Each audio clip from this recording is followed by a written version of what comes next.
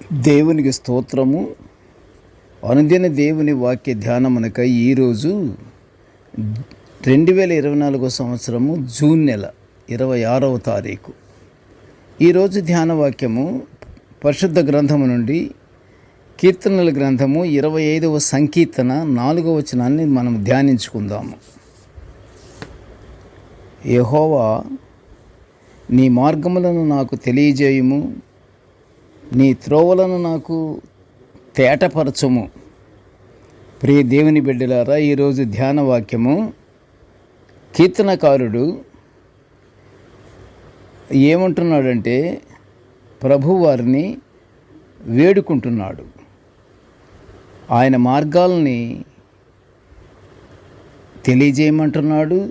ఆయన త్రోవలు ఎలా ఉంటాయో తేటపరచమని అడుగుతున్నాడు. కనుక నేటి ధ్యాన వాక్యము దేవుని మార్గాల గురించి మనం ధ్యానించుకుంటున్నాము. దేవుని మార్గాలు సరైన మార్గాలు. అది మనకి అందరికీ తెలిసిన విషయమే కదా. అందువలననే కీర్తనకారుడు, ప్రభువా, నీ మార్గములను నాకు తెలియజేయము అని వేడుకుంటున్నాడు. యెహోవా దేవుడు ఉత్తముడును యథార్థవంతుడై ఉన్నాడు. కనుకనే ఆయన మార్గమును అన్యులకును పాపులకును తెలియపరచును అని కీర్తనకారుడు కీర్తనలలో 25వ సంకీర్తన 8లో తెలియపరుచుచున్నాడు.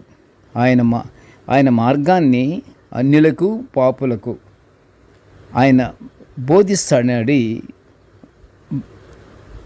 బోధిస్తాడని కీర్తనకారుడు చెప్తున్నాడు. యెహోవా త్రోవలన్నీ కృపాసత్యములు గలవి. దేవుని యందు భయభక్తులు గలవానికి దేవుడే వానికి బోధిస్తాడు.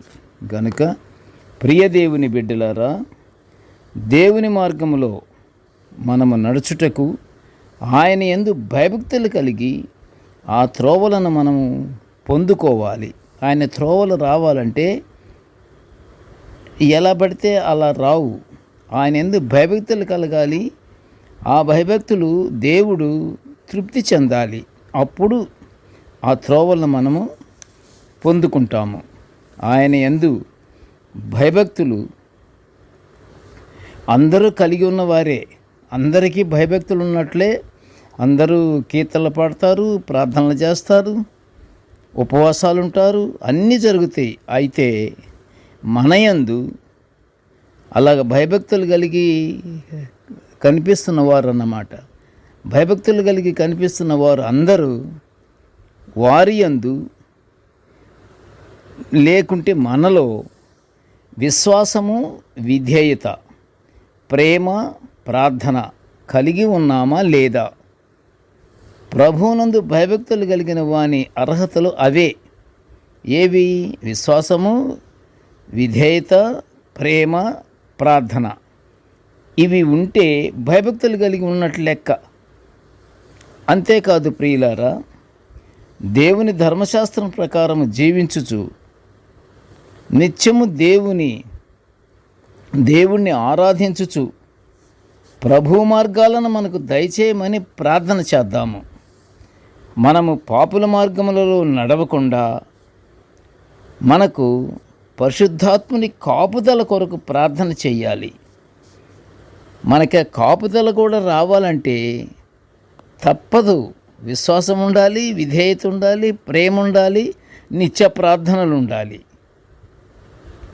అప్పుడు మనం పాపుల మార్గంలో నడవకుండా ఉండటానికి పరిశుద్ధాత్మని కాపుదల మనకి దేవుడు తప్పకుండా మనము ప్రార్థన కానీ మనం చేస్తుంటే తప్పకుండా మనకు అనుగ్రహిస్తాడు.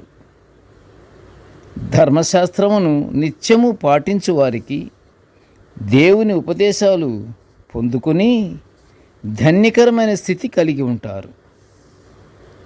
ఆ ప్రకారంగా మనము జీవించుచు ప్రతి దినము, ప్రభువా, దయతో నీ మార్గమును నాకు చూపించుచు నా ప్రవర్తన యందు విధేయతను కలిగించి నా ప్రేమ నీకు సంపూర్ణ తృప్తిని కలిగించేలా నన్ను దిద్దయ్యా తండ్రి అని మనం దేవునికి మనవి చేయాలి. దేవుణ్ణి గోజారాలి. ఏమిటి? మనము నా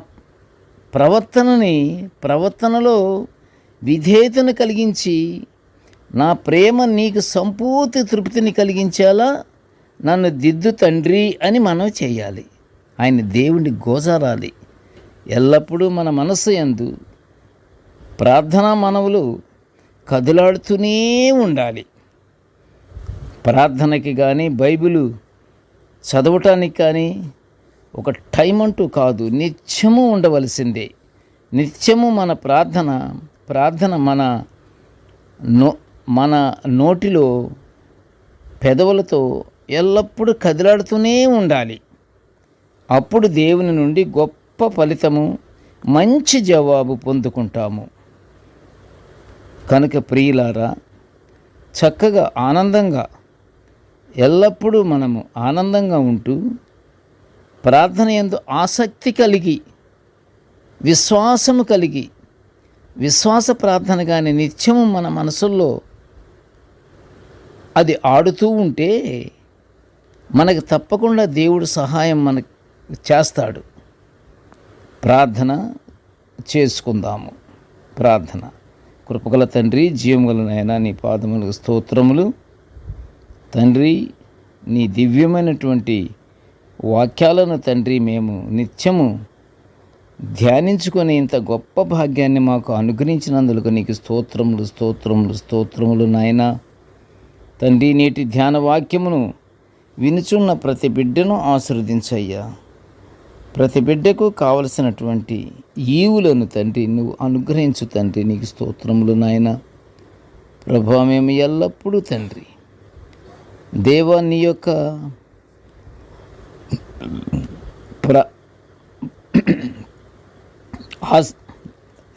ఆశీర్వాదాలు మేము పొందుకునేలా తండ్రి, మేము నిత్యము నీకు ప్రార్థన చేసుకునే భాగ్యాలను మాకు అనుగ్రహించు తండ్రి. కృపగల నాయనా, నీ మార్గాలను మాకు బోధించు తండ్రి. నీ త్రోవలు నాయనా మాకు తేటపరిచి ఎల్లప్పుడూ నీకు భక్తులముగాను నీ బిడ్డలముగాను మేము జీవించే భాగ్యాన్ని మాకు అనుగ్రహించమని ఈ మనవులన్నీ యేసయ్య పుణ్యనామమున వినయముగా వేడుకొనుచుంటున్నాను తండ్రి. ఆమెన్. దేవుడు మనలందరినీ బహుగా దీవించుగాక. ఆమెన్.